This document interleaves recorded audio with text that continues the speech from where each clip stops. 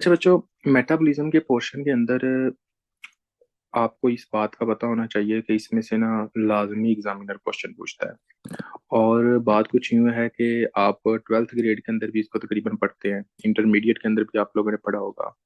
उसके बाद आप टेंथ के अंदर भी इसको एक बार आपने रीड किया होगा, लेकिन समझ नहीं आती। बहुत मतलब सबसे बड़ा जो कन्फ्यूजन होती है वो क्या होती है कि समझ नहीं आ रही। लेकिन आज इंशाल्लाह हम सारी की सारी चीजें डिस्कस करेंगे, और आपको एक एक चीज की जो होगी वो बहुत अच्छे तरीके से जो होगी वो समझ भी आएगी, और सारी चीजें जो होंगी वो फिंगर टिप्स पे होंगी। सबसे पहले हम जो साइकिल पढ़ने लगे हैं या मेटाबॉलिज्म हमारी बॉडी के लिए जरूरी क्या है। अगर हम ये कह दें कि हाँ जी जनाब मेटाबॉलिज्म हमने स्टार्ट किया है, तो सबसे पहले हमें ये तो पता होना चाहिए ना कि हमारी बॉडी के अंदर मेटाबॉलिक जो रिएक्शन हैं या मेटाबॉलिज्म जो है वो जरूरी क्यों है। तो मुझे ये बताएं कि आपकी बॉडी के अंदर जो एनर्जी का सोर्स है वो क्या होता है बच्चों। जो एनर्जी का सोर्स है वो क्या है, अगर मैं आप लोगों से पूछूं कि अगर आपसे कोई बंदा कहते हैं वो क्या एक तरह का आपका बच्चों आपका एनर्जी का जो सोर्स होता है वो एटीपी होता है। क्या होता है? एक तरह का एटीपी होता है। अब देखें, अगर फॉर एग्जांपल एक बंदा है, उस बंदे के अंदर एटीपी ही नहीं बन रही, तो क्या उसको एनर्जी मिल रही है? अब ग्लूकोज तो जो शुगर के जो पेशेंट है उसके अंदर तो ग्लूकोज बहुत ज्यादा होती है, फिर तो वो बहुत एनर्जेटिक नहीं होना चाहिए कि उस्मान अली।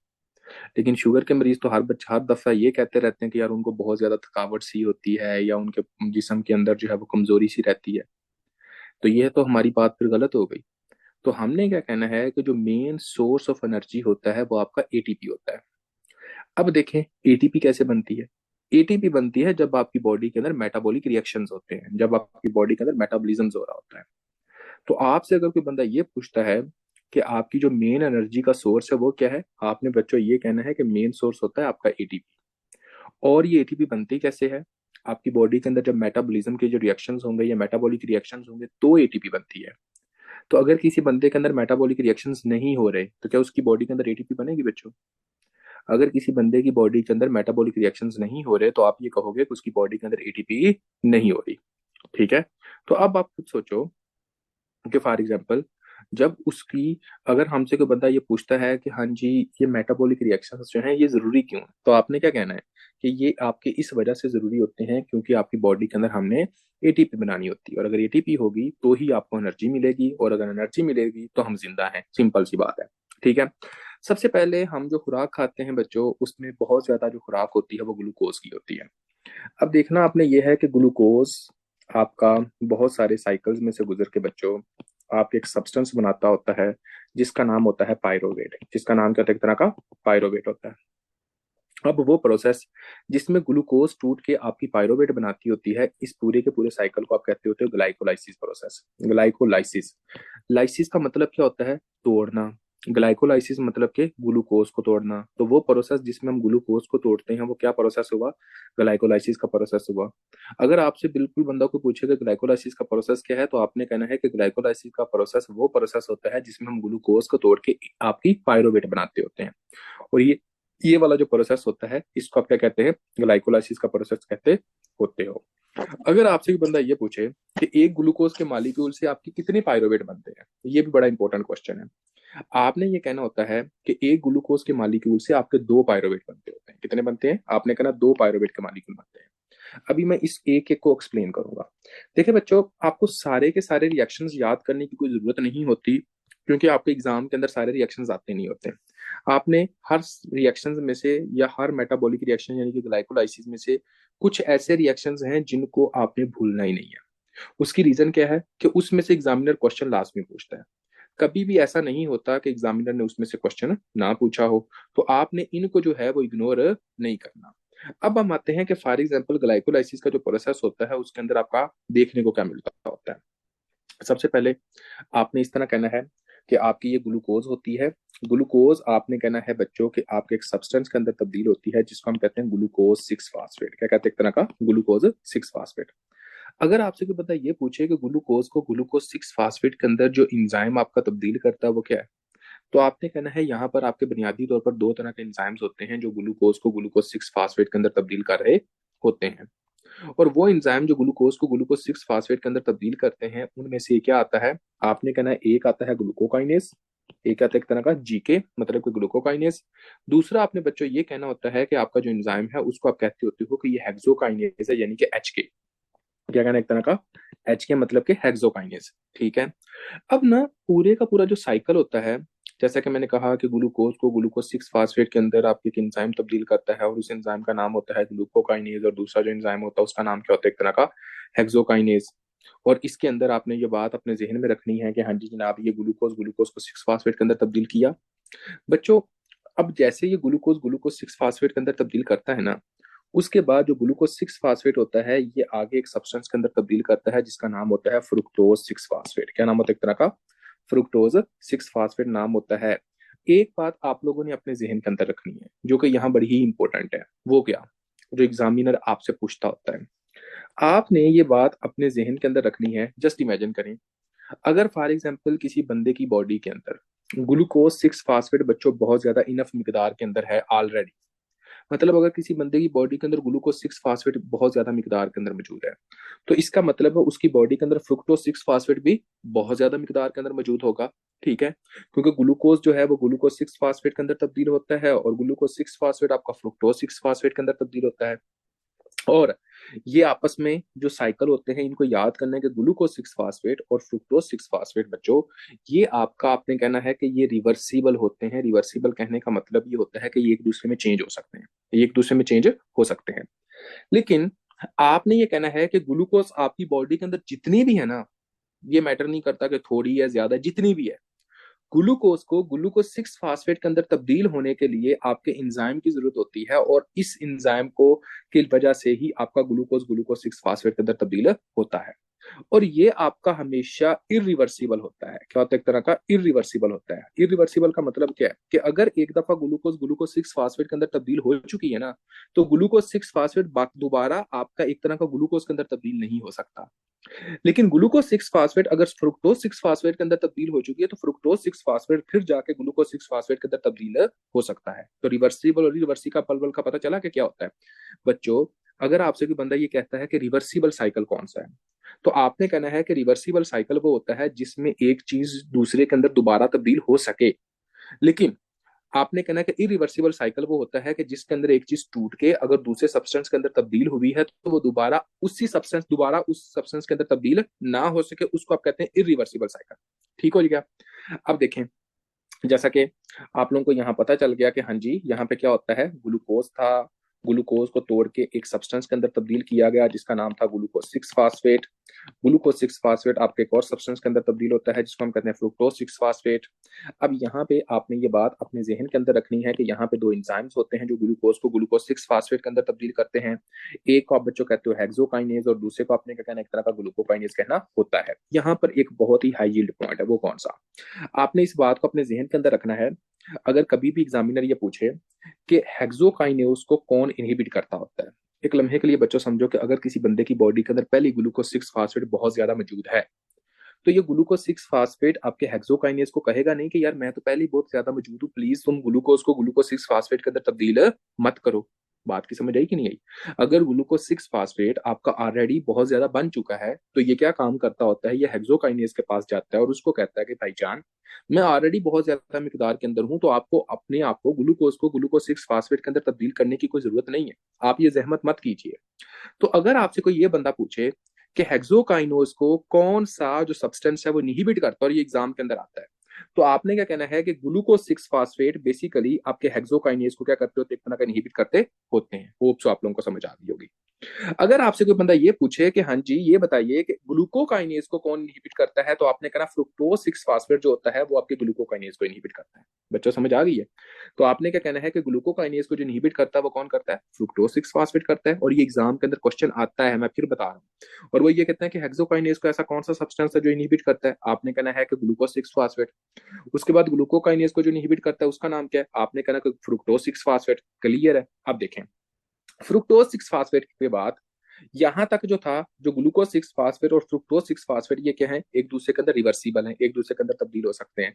लेकिन क्या ग्लूकोज जब ग्लूकोज 6 फास्फेट के अंदर तब्दील होता है तो क्या ये रिवर्सिबल होता है या इरिवर्सिबल होता है, शाबाश बच्चों मुझे ये बताइएगा। ये रिवर्सिबल होता है कि इरिवर्सिबल होता है, तो आपने कहना है कि ये इरिवर्सिबल होता है, तो आपने कहना है पहला जो इस साइकिल के अंदर जो पहला रिएक्शन है वो है ही इरिवर्सिबल। ओके बच्चों, फ्रुक्टोज 6 फास्फेट आपके एक और सब्सटेंस के अंदर तब्दील होता है जिसको हम कहते होते हैं फ्रुक्टोज 1,6 बिस फास्फेट। क्या कहते हैं एक तरह का? फ्रुक्टोज 1,6 बिस फास्फेट। अगर आपसे ये पूछा जाए कि फ्रुक्टोज 1,6 बिस फास्फेट जो होता है बच्चों, ये आपका फ्रुक्टोज 6 फास्फेट से बना। अब आप थोड़ा सा गौर कीजिएगा, यहाँ पर ना हमने बड़ी मजे की बातें पढ़नी है। इंशाल्लाह आपको कंसेप्ट क्लियर होगा, मैं गारंटी देता हूँ।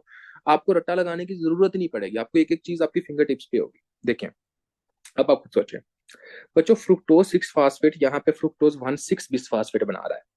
यहाँ पर आप एक इंजाइम होता है जो फ्रुक्टोज 6 फास्फेट को फ्रुक्टोज 1,6 बिस फास्फेट के अंदर तब्दील करता है, और उस इंजाइम का नाम होता है फास्फोफ्रुक्टोज काइनेज 1। क्या नाम होता है उसका? फास्फोफ्रुक्टोज काइनेज 1। ये फास्फोफ्रुक्टोज काइनेज 1 जो होता है, ये भी आपका कौन सा साइकिल है? आपने कहना ये भी इरिवर्सिबल साइकिल होता है। ये भी कौन सा होता है? एक तरह का इरिवर्सिबल साइकिल होता है। ये भी आपका तब्दील नहीं होता। दूसरी बात जो आपने अपने जहन के अंदर रखनी है वो ये है कि अगर आपसे कोई बंदा ये पूछे कि आपके ग्लाइकोलाइसिस के अंदर जो रेट लिमिटिंग एंजाइम, बच्चों रेट लिमिटिंग एंजाइम में से हर दफा एग्जामिनर क्वेश्चन पूछता है। आप अपने पास पेपर उठा लें, पास पेपर्स के अंदर भी आप लोग देखोगे कि रेट लिमिटिंग एंजाइम में से एग्जामिनर लाजमी क्वेश्चन पूछता होता है। तो अगर फॉर एग्जांपल ये पूछा जाए कि आपका ग्लाइकोलाइसिस का जो रेट लिमिटिंग एंजाइम है वो क्या है, तो आपने आंखें बंद करके कहना है कि phosphofructose kinase 1 is a rate limiting enzyme. ठीक है, क्या होता है एक तरह का रेट लिमिटिंग एंजाइम? क्या होता है? फास्फोफ्रुक्टोज काइनेज 1 होता है। क्लियर हो गया जी? आगे चलो, मैं अब आप लोगों से क्वेश्चन पूछता हूँ बच्चों। अगर फॉर एग्जांपल यहाँ पे आपकी है ग्लूकोज अकेली, क्या एक तरह की ग्लूकोज अकेली है, यहाँ पे ग्लूकोज ग्लूकोज 6 फास्फेट के अंदर तब्दील हुई है, तो भाई ये फास्फेट कहाँ से आया? क्वेश्चन है ना, आप पूछ सकते हो ना कि सर जी ग्लूकोज ग्लूकोज 6 फास्फेट के अंदर तब्दील हो गया, ये फास्फेट कहाँ से आया, हमें ये तो बताएं। आप ये कह सकते हो ना बच्चों। तो बच्चों आपने कहना है कि इसके अंदर होता क्या है कि आपकी एटीपी क्या होती है? आपके एडीपी के अंदर तब्दील होती है। जब आपकी एटीपी आपके एडीपी के अंदर तब्दील होगी तो आपका एक फास्फेट निकलेगा कि नहीं निकलेगा? मुझे ये बताइएगा बच्चों।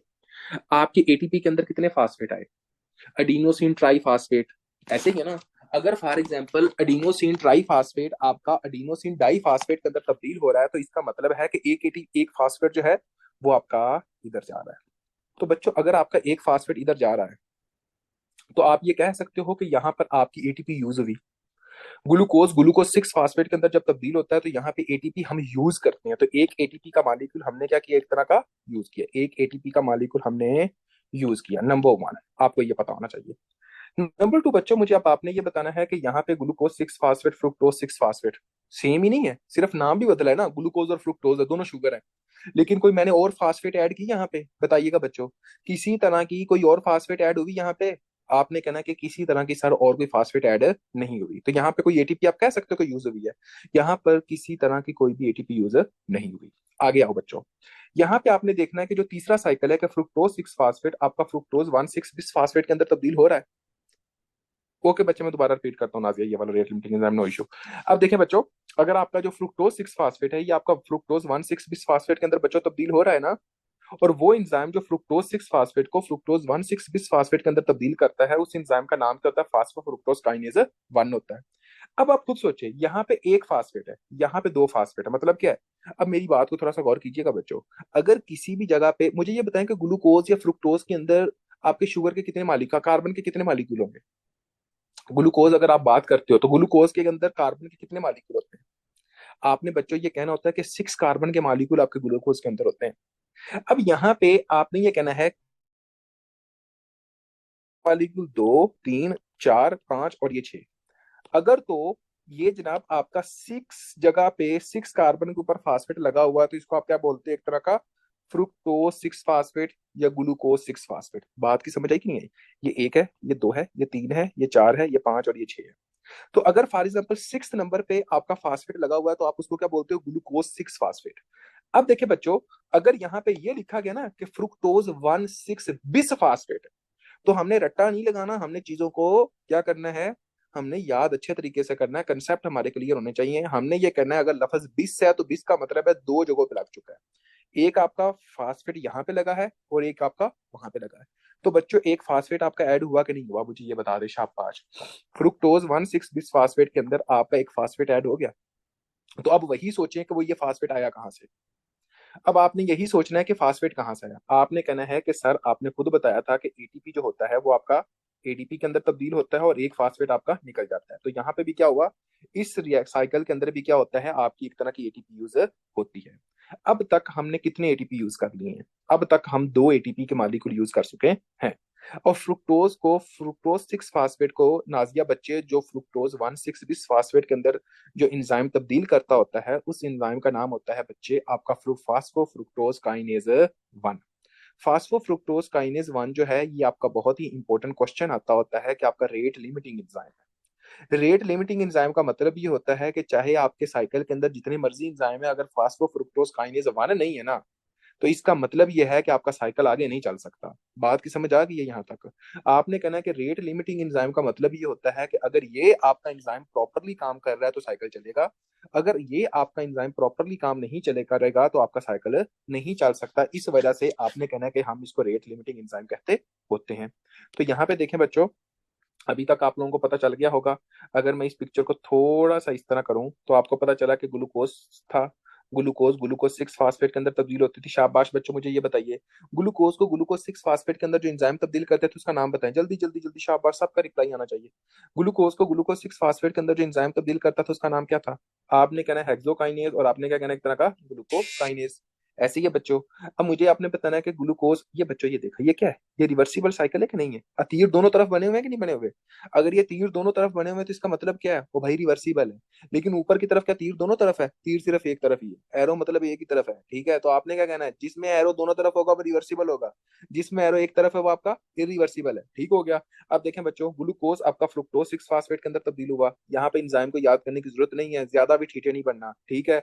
जो काम जो चीज याद करने की, सिर्फ वो याद करनी, बाकी जाए भाड़ में, सिंपल सी बात है। यहाँ पे क्या आएगा, फ्रुक्टोज 6 फास्फेट आएगा। फ्रुक्टोज 6 फास्फेट आपका फ्रुक्टोज 1,6 फास्फेट के अंदर तब्दील हुआ।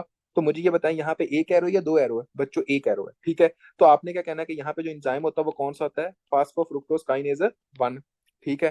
फास्फोफ्रुक्टोज काइनेज 1 होता है जो फ्रुक्टोज 6 फास्फेट को फ्रुक्टोज 1,6 फास्फेट के अंदर तब्दील करता है। अब फास्फोफ्रुक्टोज 1,6 फास्फेट जो, इसका मतलब यह है कि कार्बन ए के साथ भी आपका लगा है और कार्बन 6 के साथ भी आपका फास्फेट लगा है, दोनों के साथ लगा है, जिसकी वजह से हम लफज क्या यूज करते हैं, फ्रुक्टोज 1,6 बिस फास्फेट यूज करते होते हैं। यहाँ पे मुझे अब आप लोगों ने बताना है कि ग्लूकोकाइनेज जो है, जो ग्लूकोकाइनेज आपका एंजाइम होता है, बेसिकली उसको कौन इनहिबिट करता होता है बच्चों, ये बताइए। ग्लूकोकाइनेज को कौन इनहिबिट करता है? तो आपने कहना होता है कि ग्लूकोकाइनेज को जो सब्सटेंस इनहिबिट करता है उसका नाम होता है फ्रुक्टोज 6 फास्फेट।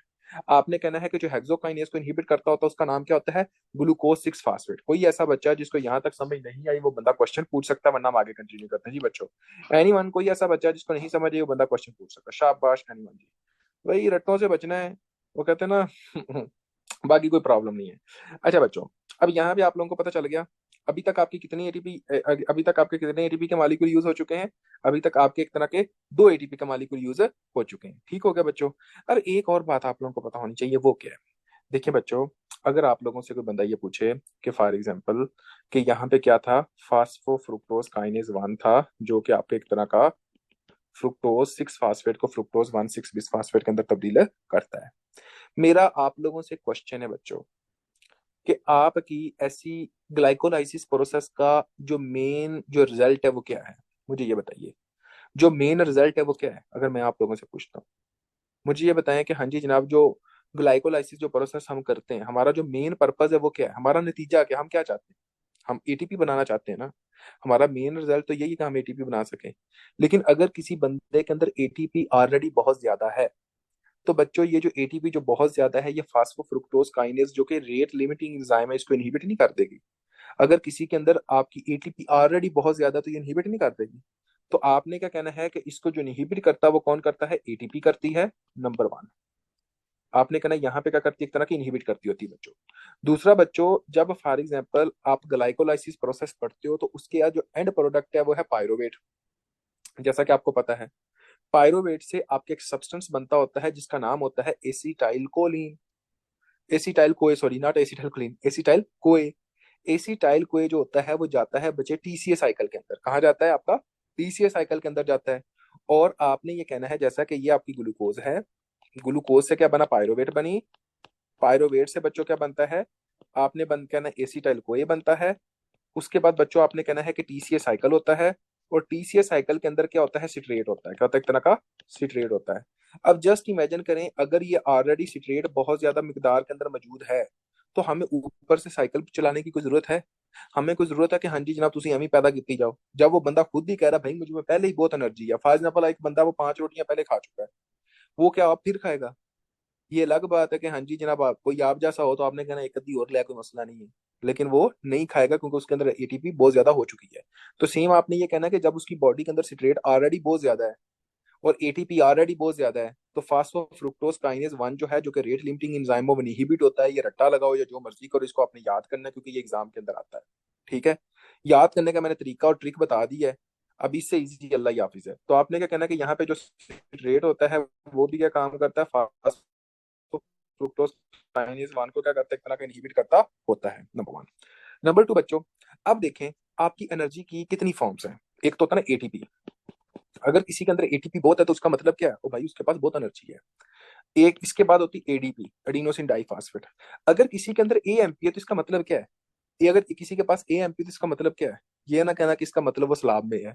ठीक है, आपने कहना है अगर किसी के पास एएमपी है यानी कि एडिनोसिन मोनोफॉस्फेट है, तो आपने ये कहना है कि मतलब कि उसके अंदर एनर्जी बिल्कुल नहीं है, उसकी एनर्जी बिल्कुल लो है। आगे समझ, उसकी एनर्जी बिल्कुल लो है। तो बच्चों जब उसकी एनर्जी बिल्कुल लो है, तो इसके नतीजे में जब उसकी बॉडी के अंदर एएमपी है, तो ये अब आपका एक तरह का ग्लाइकोलाइसिस का जो प्रोसेस होगा उसको स्टिमुलेट करेगा कि नहीं करेगा, मुझे ये बता दें। ये ग्लाइकोलाइसिस के प्रोसेस को स्टिमुलेट करेगा कि नहीं करेगा? क्यों? क्योंकि हमें एनर्जी चाहिए, उसके पास एनर्जी नहीं है। ग्लाइकोलाइसिस का प्रोसेस एनर्जी बनाता है और एएमपी कहता है कि भाई एनर्जी नहीं है। तो आपने क्या कहना है कि एएमपी जो होती है वो इसको एक तरह का स्टिमुलेट करती होती है। एएमपी जो होता है वो फास्फोफ्रुक्टोज काइनेज 1 को क्या करती है, एक तरह का स्टिमुलेट करती है, जिसकी वजह से क्या होता है, एक तरह का आपने कहना है कि आपका एक तरह का बच्चों, इस बात को आपने रट्टा लगाए या जैसे मर्जी कहें, आपने कहना है कि इसको एक तरह का स्टिमुलेट करता होता है। आगे चलो बच्चों, आगे आपने एक और बात याद करनी है। वो क्या? देखो बच्चों, यहाँ पे एक सब्सटेंस होता है जिसको हम कहते होते हैं फ्रुक्टोज 1,6 बिस्फास्फेट। क्या कहते हैं, एक तरह का फ्रुक्टोज 1,6 बिस्फास्फेट। ये आ गया ना, और ये का फ्रुक्टोज 6 फास्फेट है, ऐसे ही है। आपने कहना है कि अगर किसी बंदे की बॉडी के अंदर फ्रुक्टोज 6 फास्फेट या फ्रुक्टोज एक और सब्सटेंस होता है जिसको हम कहते हैं फ्रुक्टोज 2,6 बिस्फास्फेट, अभी परेशान नहीं होना, अभी परेशान नहीं होना। अभी बस आपने बस इतना याद करना है, आगे मैं फ्रुक्टोज 2,6 फास्फेट की तरफ फुल डिटेल के अंदर जाऊंगा। आपने कहना है कि फ्रुक्टोज 2,6 फास्फेट भी जो होता है वो भी फास्फोफ्रुक्टोज काइनेज 1 को क्या करता है, स्टिमुलेट करता होता है। मैंने कहा कि अभी परेशान नहीं होना, अभी इंशाल्लाह हम इसको देखेंगे कि ये क्या है। अब ये ना करना कि टमाटर नु आंदा नहीं है, अभी थोड़ी देर में हम करेंगे, ठीक हो गया। तो आपने क्या देखा बच्चों, आप लोगों को पता चला कि फॉर एग्जाम्पल कि आपका जो ग्लाइकोलाइसिस का प्रोसेस है वो क्या है। आपने कहना है कि ग्लाइकोलाइसिस के प्रोसेस के अंदर सबसे पहले ग्लूकोज होती है, ग्लूकोज ग्लूकोज 6 फास्फेट के अंदर तब्दील होती है, और उसके बाद आपने कहना है कि वो एंजाइम जो ग्लूकोज को ग्लूकोज 6 फास्फेट के अंदर तब्दील करता है उसका नाम हेक्सोकाइनेज या ग्लूकोकाइनेज होता है। उसके बाद बच्चों आपने कहना है कि ग्लूकोज 6 फास्फेट आपके एक और सब्सटेंस के अंदर तब्दील होता है जिसको हम फ्रुक्टोज 6 फास्फेट कहते होते हैं। ये आपके ये देखो दो एरो है, ठीक है, ये रिवर्सिबल प्रोसेस है। फ्रुक्टोज 6 फास्फेट आपका फ्रुक्टोज 1,6 फास्फेट के अंदर तब्दील होता है। यहाँ पे जो एंजाइम होता है उसको आपने कहना फास्फोफ्रुक्टोज काइनेज 1 है, ठीक है, फास्फोफ्रुक्टोज काइनेज 1 है। फास्फोफ्रुक्टोज काइनेज 1 को जो स्टिमुलेट करते हैं बच्चों वो कौन सी चीजें होती हैं, पीएफ के 1 को जो स्टिमुलेट करती हैं वो चीजें कौन सी होती हैं बच्चों, जल्दी जल्दी जल्दी जल्दी बताना, शाबाश। आपको पता है कि पीएफ के 1 को जो स्टिमुलेट करती होती है वो जनाब एक तो आपकी एएमपी होती है, और दूसरा क्या होता है बच्चों, आपने कहना है कि इसके अंदर जो होता है वो होता है फ्रुक्टोज 2,6 बिस्फास्फेट, ये आपने कहना है कि ये होता है, ठीक हो गया। दूसरे नंबर पे आपने कहना है कि जो इसको इनहिबिट करती है वो कौन करती है, आपने कहना है कि जो इसको इनहिबिट करती है बच्चों, इसके अंदर आता है कि आपका सिट्रेट आ जाता है और आपकी एटीपी आ जाती है, क्या आती है, एक तरह की एटीपी आती होती है। डॉक्टर हसीब बैठा है थे, डॉक्टर हसीब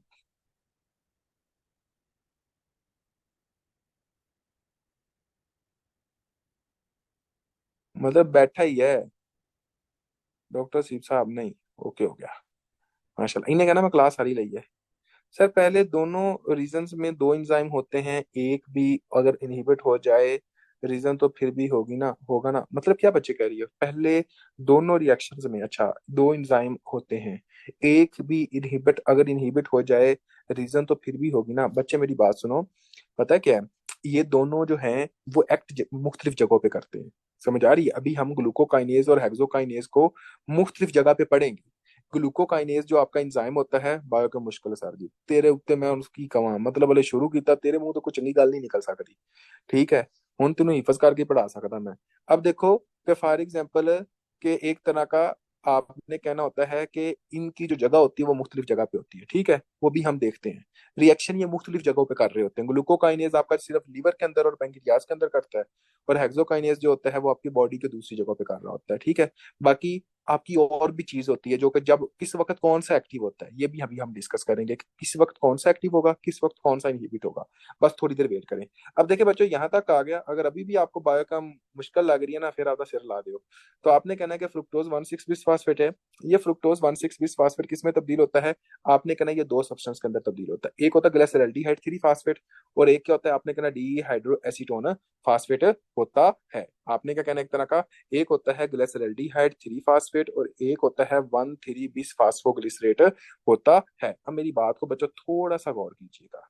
अभी तक मुझे आप लोगों ने ये बताना है कि यहाँ तक हम कितनी एटीपी बना चुके हैं। शाबाश। हम कितनी एटीपी बना चुके हैं? हम 2 एटीपी के मॉलिक्यूल बना चुके हैं। ऐसे ही है। हम कितने बना चुके हैं? 2 एटीपी के मॉलिक्यूल बना चुके हैं। आपने कहना है यहाँ पे फ्रुक्टोज 1,6-बिस्फास्फेट जो होता है, ये आपका दो जगहों के अंदर तब्दील हो जाता है। मतलब सॉरी, यूज किए, नाट बनाए नहीं, हमने यूज किए, सॉरी, वेरी गुड शांसर। आपने क्या किया? यूज किए, 2 एटीपी यूज हुए हैं। अब मुझे आपने कहना है कि फ्रुक्टोज 1,6-बिस्फास्फेट जो होगा वो दो आपके आगे सब्सटेंस बनाएगा। एक क्या होगा? डी हाइड्रो एसीटोन फास्फेट होगा।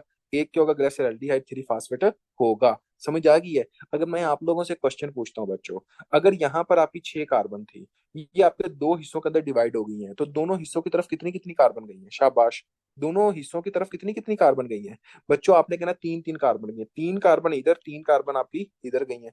तो दोनों हिस्सों की तरफ कितनी गई? आपकी 3-3 कार्बन जा चुकी हैं। ठीक है। अब आपने कहना है कि फॉर एग्जाम्पल बच्चों, ये तो आपको पता चल गया कि हाँ जी जनाब, ये इस तरह सारे का सारा आपका सीन चल रहा होता है। आगे आपने एक और बात अपने जहन के अंदर रखनी है, वो क्या है?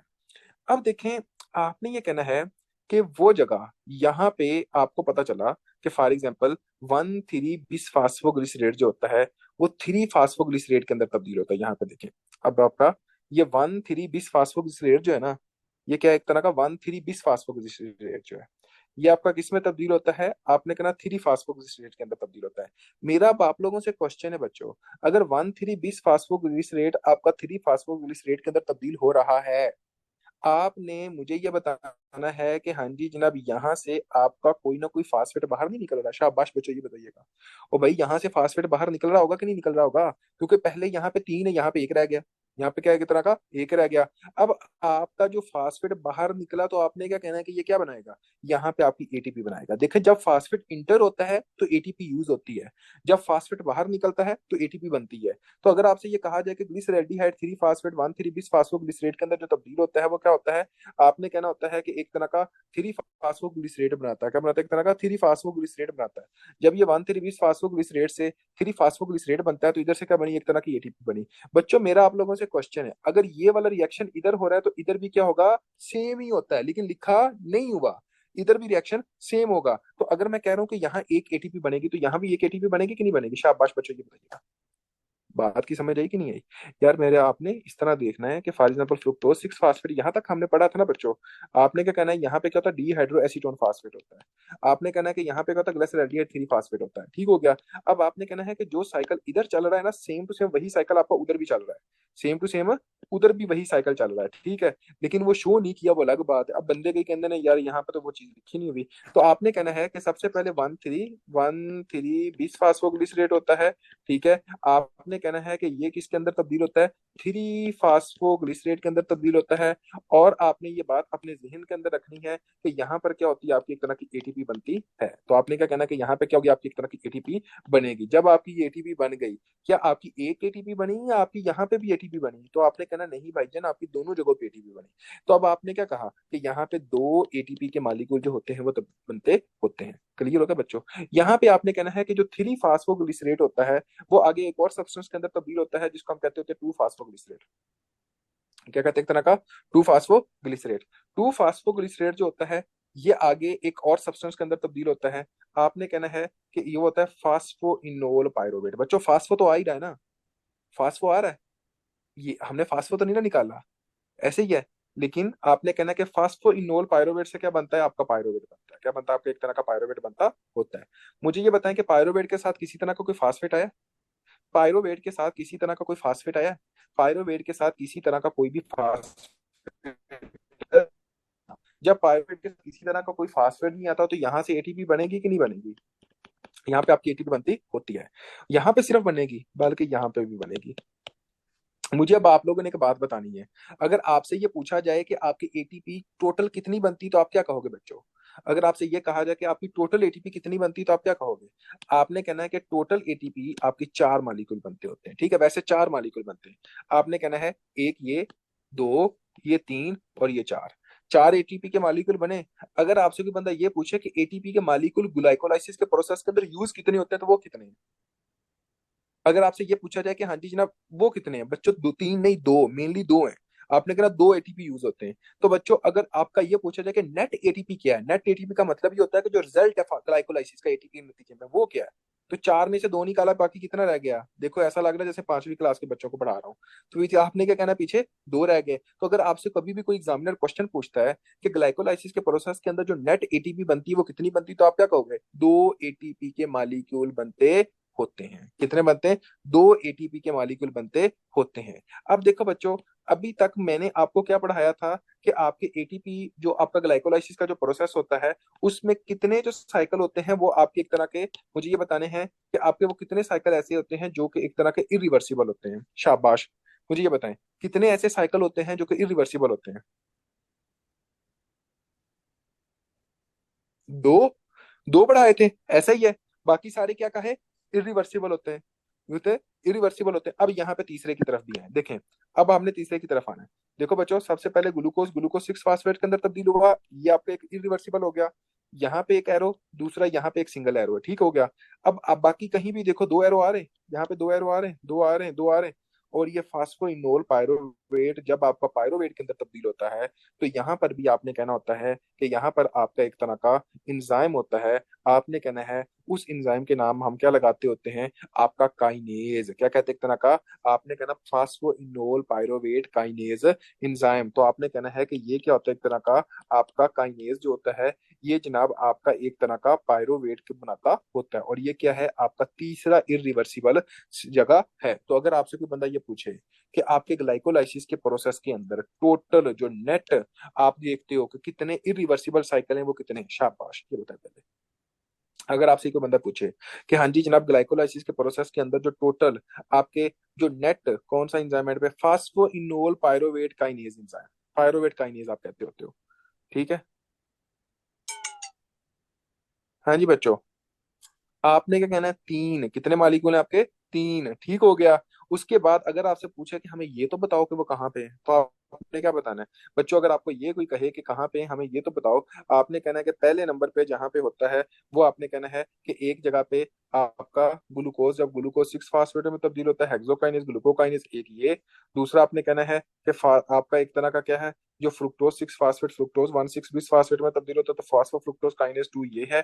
फिर आपने कहना है कि जब आपका फास्फोइनोल पायरोवेट बनता है, तो उसके बाद जब पायरोवेट बनता होता है, तो आपने कहना है कि वहां पे जो काइनेज एंजाइम होता है वो तीसरा होता है, ठीक है? 3 एटीपी। तो आगे बताएं कि जो टोटल एटीपी के जो मॉलिक्यूल बनते हैं वो कितने बनते हैं जी बच्चों?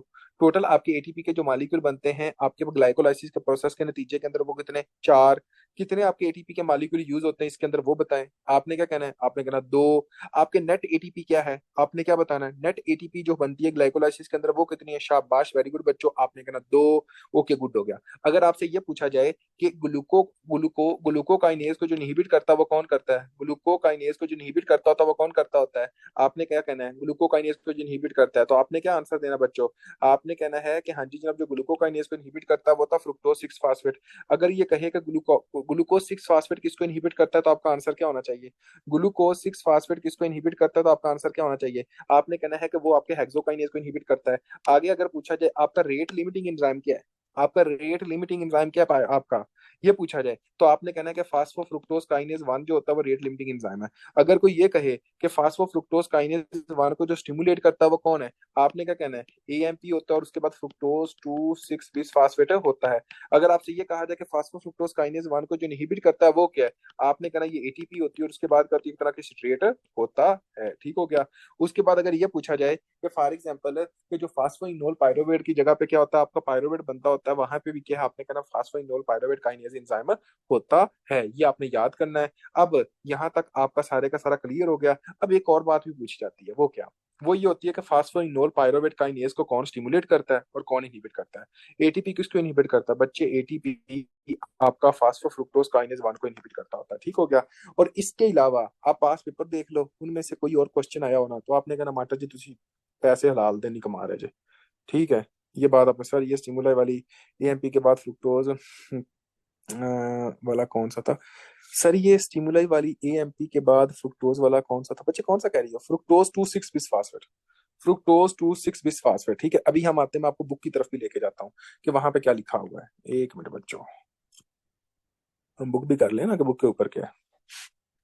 बाकी दूसरे एंजाइम को याद नहीं करना, सिर्फ 3 एंजाइम को याद करना है, सिंपल। आपने जिस चीजें मैं पढ़ा रहा हूँ ना उनके ऊपर फोकस करना है, इंशाल्लाह सारा क्लियर होता जाएगा, परेशान नहीं होना आप लोगों ने। अब देखें यहाँ पे क्या है, ग्लाइकोलाइसिस क्या है? एक तरह का की रेगुलेशन है। अब आपने खुद सोचना है यहाँ पे क्या होता है बच्चों। ये ग्लूकोज है, ये ग्लूकोज किस में तब्दील हो रही है? ग्लूकोज 6 फास्फेट के अंदर तब्दील हो रही है, ठीक है। यहाँ पे कौन तब्दील करता है? हेक्सोकाइनेज ग्लूकोकाइनेज करता है। अभी जो मैं पढ़ाया है उसको अभी आप देखें, हेक्सोकाइनेज ग्लूकोकाइनेज आपका ग्लूकोज को ग्लूकोज 6 फास्फेट के अंदर तब्दील किया। यहाँ पे क्या लिखा है? ग्लूकोज 6 फास्फेट किसको इनहिबिट करता है? हेक्सोकाइनेज को। नेगेटिव का मतलब है इनहिबिट करना। फ्रुक्टोज 6 फास्फेट को कौन इनहिबिट करता है? ग्लूकोकाइनेज, ठीक है। बाद में हम बुक से भी पढ़ा देना, इससे बेहतर है कि बुक से रीड करवाने से पहले पहले बंदा बंदा अच्छे तरीके से एक्सप्लेन कर दे। उसके बाद ये क्या लिखा है? फ्रुक्टोज 6 फास्फेट लिखा है, यहाँ पे फास्फोफ्रुक्टोज काइनेज 1 लिखा है, रेट लिमिटिंग एंजाइम लिखा हुआ है। ये फ्रुक्टोज 1,6 बिस्फास्फेट बनाता होता है बच्चों। इसको जो एक्टिव करता है वो कौन करता है? एएमपी करता है, एडिनोसिन मोनोफास्फेट। फ्रुक्टोज 2,6 बिस्फास्फेट करता है। तो बच्चों मैंने ये पढ़ाया था, जो इनहिबिट करता है वो कौन करता है? एटीपी करता है, सिट्रेट करता है। आगे आ जाओ बच्चों, 1,3-बिस फास्फोग्लिसरेट को जो 3 फास्फोग्लिसरेट के अंदर तब्दील करता है उस एंजाइम का नाम क्या होता है? Phosphoglycerate kinase enzyme. 1,3-बिस फास्फोग्लिसरेट को फास्फोग्लिसरेट के अंदर जो तब्दील करता है उस एंजाइम का नाम क्या है? Phosphoglycerate kinase enzyme. लेकिन ये क्या है? ये रेट आपका रिवर्सिबल है, ये तीर दोनों तरफ है, ठीक हो गया।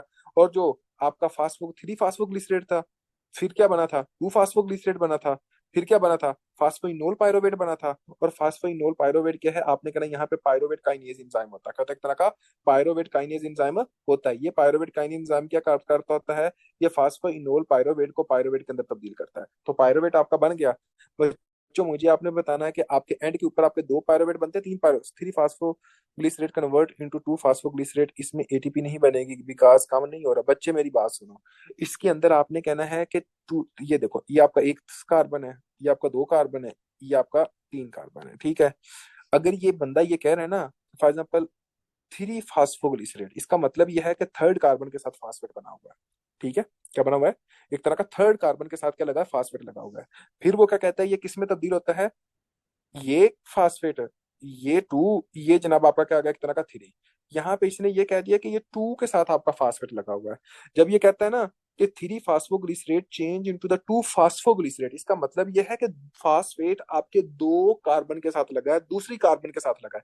इसका मतलब ये नहीं कि कार्बन आपकी कम हो गई है, इसका मतलब ये है कि सॉरी फास्फेट आपकी कम हो गई है, इसका मतलब ये है कि आपका एक तरह का सिर्फ लोकेशन चेंज हुई है।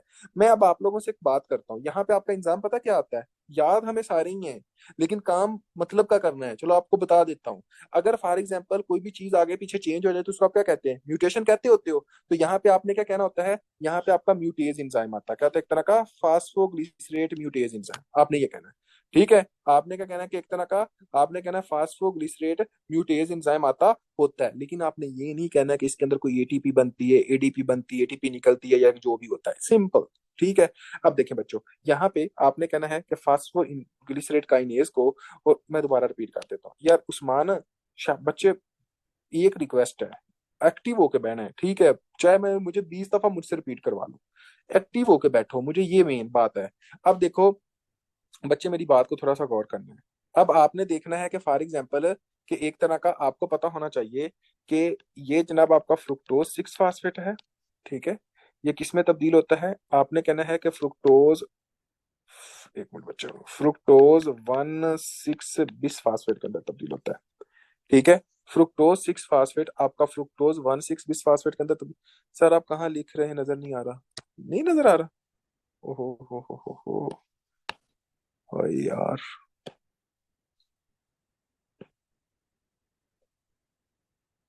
लो जी, मैं वहां पीछे चला गया।